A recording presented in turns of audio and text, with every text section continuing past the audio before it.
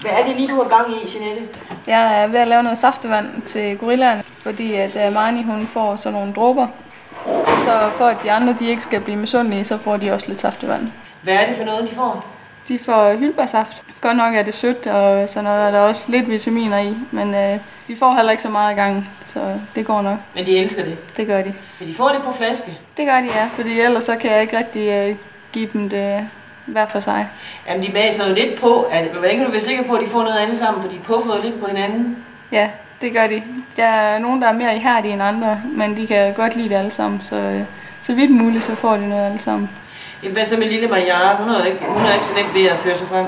Nej, når mor og storebror de puffer til der, så er det ikke nemt at være Maja, fordi så må jeg have i gang med 2 flasker, sådan, så de kan få begge 2 på en gang. Tjuma, hun er specielt dygtig. Det må man sige. Hun kan holde flasken selv, ja.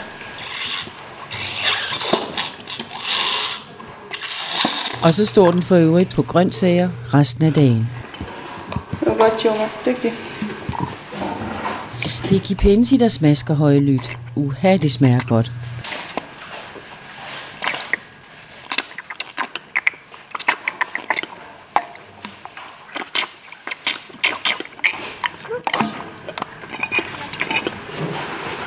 Det var godt, Nille Pien.